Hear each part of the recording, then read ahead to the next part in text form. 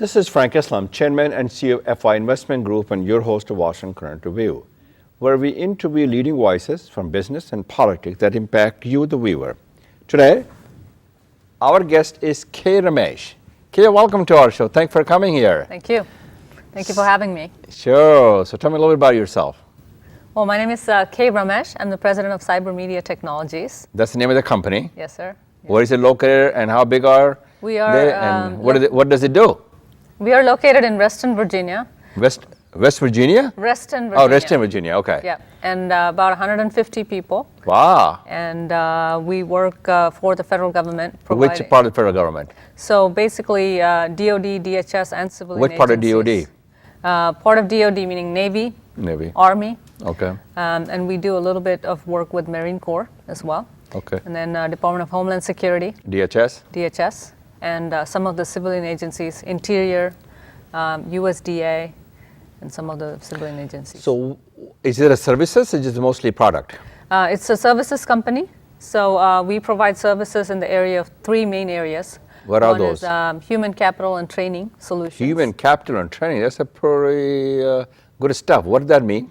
So human capital and training, basically, as you can see, the retirement within the federal government, 28% of the federal workforce will be retiring in the next 5 years, which is about 250,000. So you provide them a training. So we provide them workforce training, career planning, talent management systems, services associated with that, and also training curriculum development and delivery of training, specifically, emergency management training in case of an emergency, tornadoes, terrorist attacks. So you work with FEMA? Cybersecurity attacks, yes. Okay, so that's the first. What's the second part of the services? Second one is applications modernization and infrastructure modernization, which is basically helping federal agencies migrate from legacy systems into a cloud-based systems or a modern system.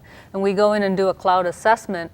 We look at their systems and say, maybe everybody wants to talk about cloud, but cloud is a broad area. And so we help the agencies figure out which one of those systems are cloud ready, which may not be cloud ready. There's a private cloud, public cloud, hybrid cloud models. So we help them with that transition. So that's what we do in the second. We call them the pillars. So we have the human capital training pillar. We have the applications infrastructure modernization pillar. The third pillar is cybersecurity. Within cybersecurity, we do risk assessments.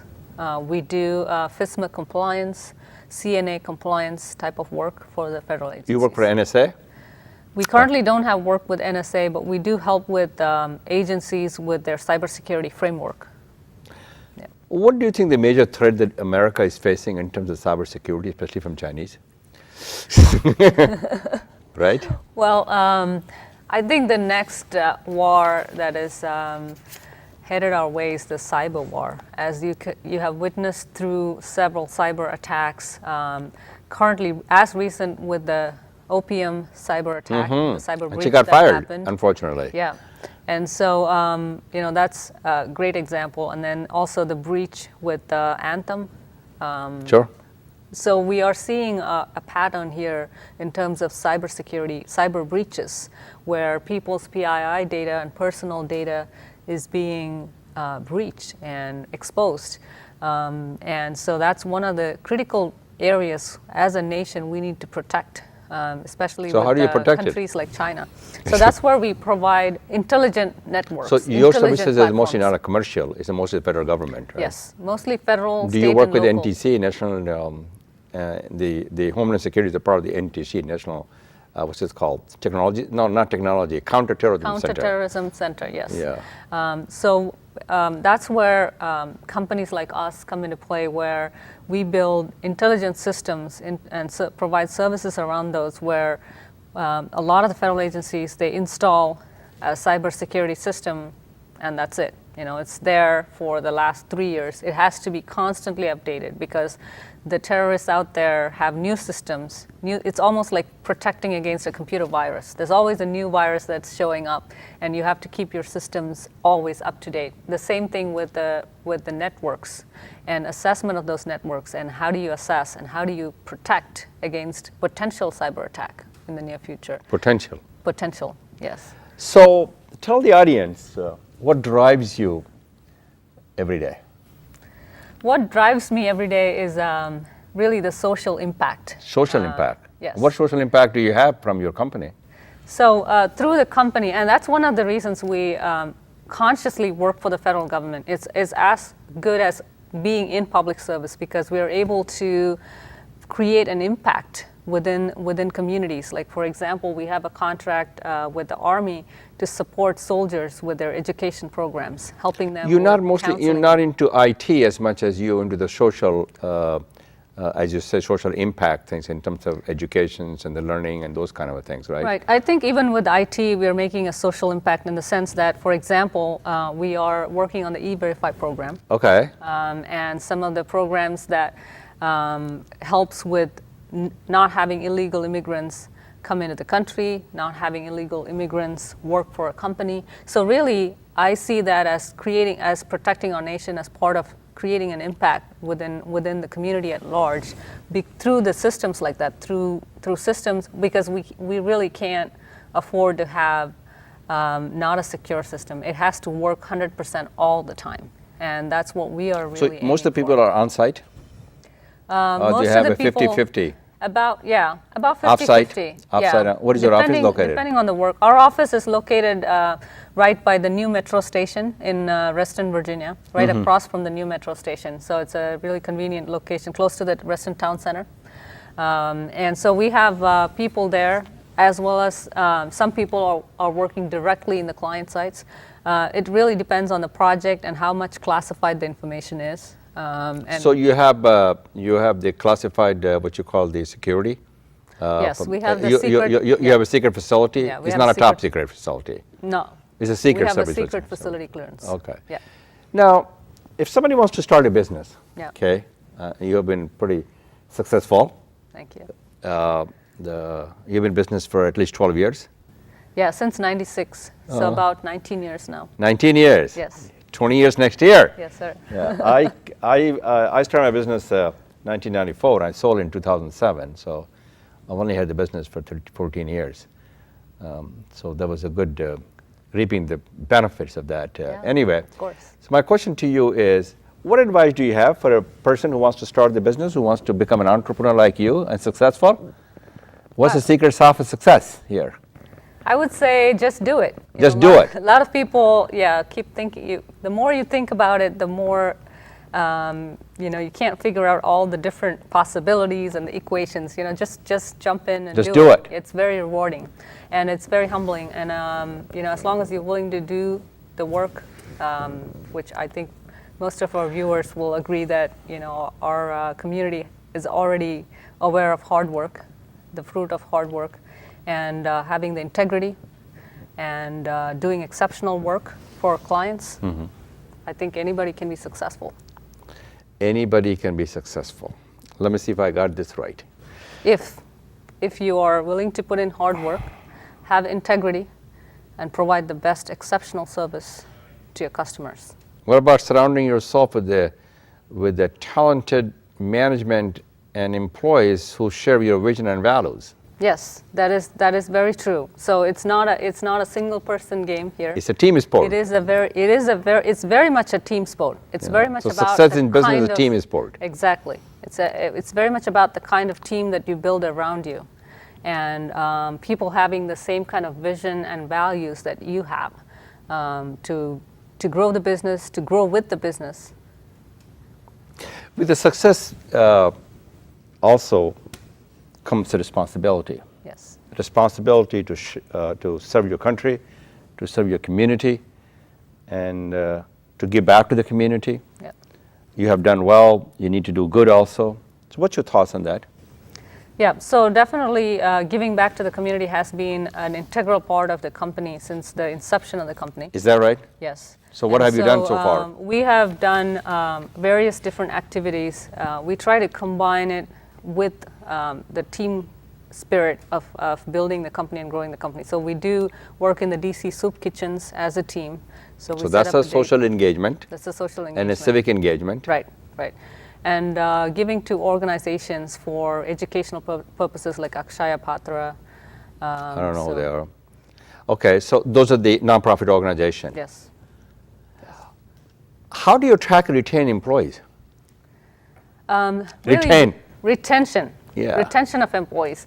Our employers. And first of all, you got to track it, then you got to retain them. Yes. So finding the talent is one thing, and retaining the talent is the biggest factor. Like within the federal workforce, about 30% of people who take a federal job leave the job within the first year because they don't feel motivated, or they don't feel like their talent is fully utilized, or they don't feel like they have growth opportunities. Really, retention is about providing people the right opportunities, understanding their career goals, and helping them achieve those career goals. And so those are the. What about some financial, things that you do in order for you to ensure those employees stay with you? Right. So financially, we do have different programs. One is obviously great benefits with 401k, and then Is we it also vested have- for the first year? Is that you have to stay for 5 They years? have a vesting schedule of 3 years. Oh, so it is a 3. So it's a long. 3-year It's not vesting. vested immediately. It's not vested immediately. Okay. Yeah, it's a vesting schedule of 3 years, and then we also have a bonus. And how much program. do you put in your in 3% or 5%?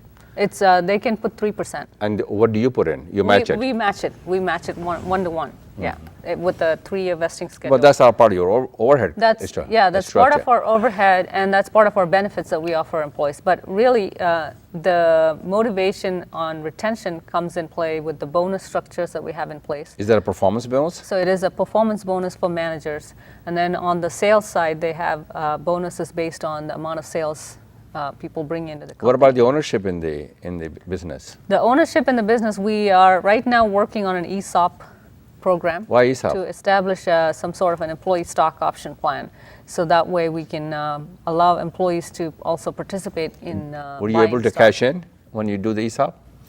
I believe we can. I'm trying to still understand the whole ESOP process myself, and Pretty complex. Yes. So I'm trying to figure out what's the best way for our employees to benefit from our growth process. Yeah. You know, in the federal government, in order for you to succeed, you need a relationship and a partnership. Yes.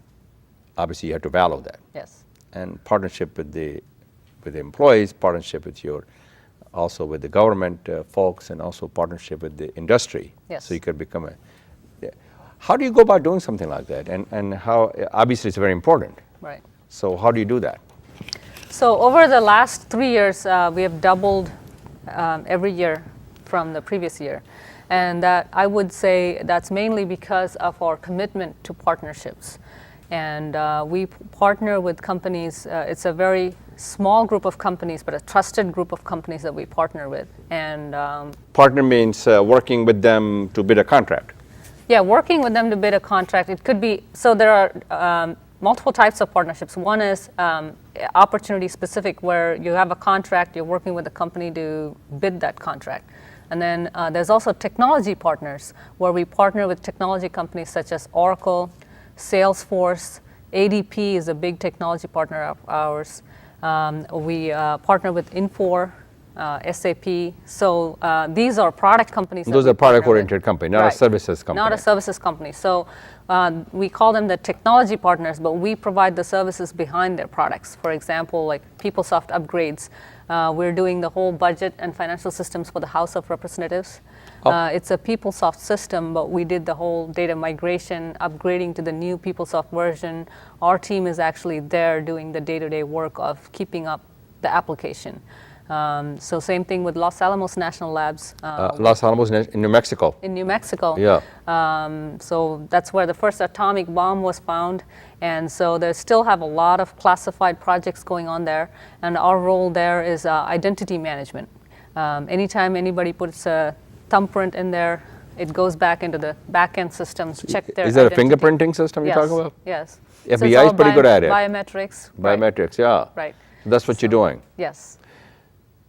If you have to come back 5 years from now, what do you think your company would look like, and what would you be doing 5 years from now? You still be doing the same thing? Well, 5 years from now, we are really looking at us as the Google for the federal government, the most innovative company within the federal government. That's your ambition, that's your goal. That's our goal. And how are you going to attain that goal? That's how we have been doing all of our projects with that goal in mind. Anytime, that's the first thing our clients would say about our company, the most innovative company that they've worked with. And do they say to everybody or just you?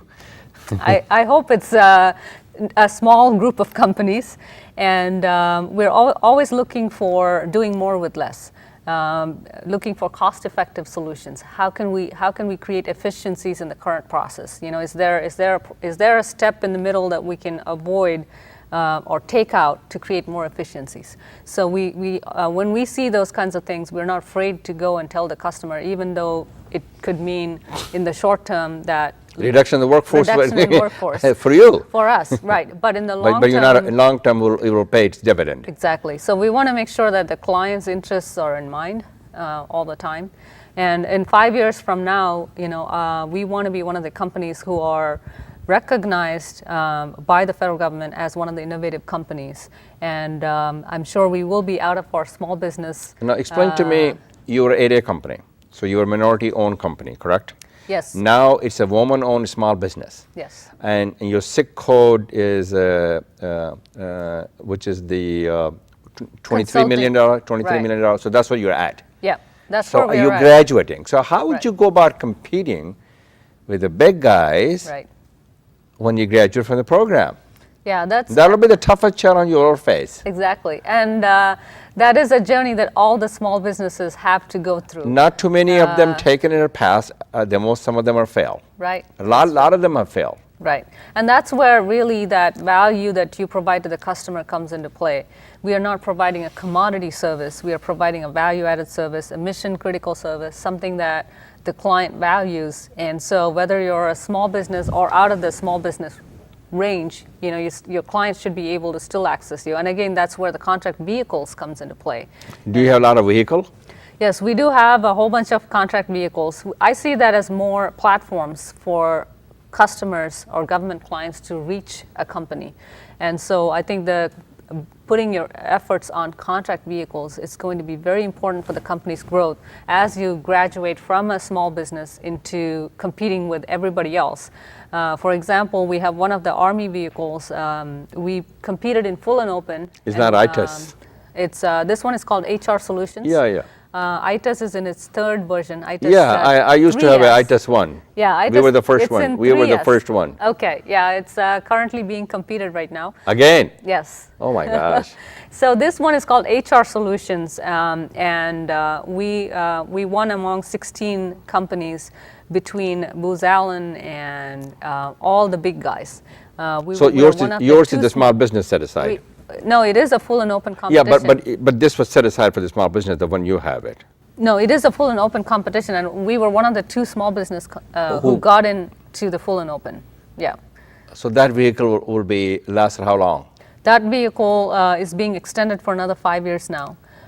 So that will go on until 2020. And it's the Army-wide, nationwide? Yes, it's an Army-wide vehicle, and it's global support for our soldiers all over the world, including all the different bases within U.S. and also Europe, Germany, Japan, Africa. Yeah. Okay. So my question to you is, obviously you touched upon a lot of things, right? When is your payday? What's the question? Payday. Payday. Yeah, I always look for the end of the game, end of the journey. Yeah. Eventually, it's got to end somewhere. So basically, exit strategy. Well, it's the same thing as end game. Yeah. I also call them payday. Right. Well, right now we are. You're not focused on that right now. Reinvesting in the company, investing in the company. Your company, S corporation or C corporation? It's a C corp. Yeah. C? Yeah. Okay, I don't know why, but you're paying double taxes. Yeah, it's a C corp right now. Yeah. Okay. Yeah. So. My question is, do you believe that the federal government has given you the access to the federal contracts? Do you think it has been fair to you?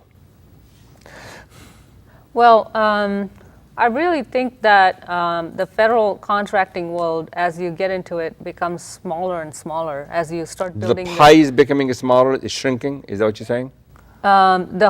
the pie is becoming smaller as well, but the whole federal government contracting, the number of companies and who are competing The for a competition is certain- a lot more stiffer and right, tough. lot more tough, right? So I think that the federal government has been fair to a Has lot been of fair. companies. Yes, I think they have been fair. You know, obviously we have Well, contracts where we wish we would have won a lot more than what we have on our plate. But Good. But some of the contracts are going to expire. So what exactly your strategy to make sure you become a subcontractor, somebody has to take over as a prime contractor? You're working on that part, Right, right? so That's going to be a very important strategy right, for you. exactly. Because you're not going to get 100% share, you're going to get only 50. Right, If you're lucky, you win. right. You may not win. Well, thank you very much, Kay, for coming. I appreciated that, and good luck to you. Thank you so much. And I hope you do well. Thank you, and I appreciate the opportunity. You're most welcome. This is Frank Islam wishing you a great week. Thank you very much for watching.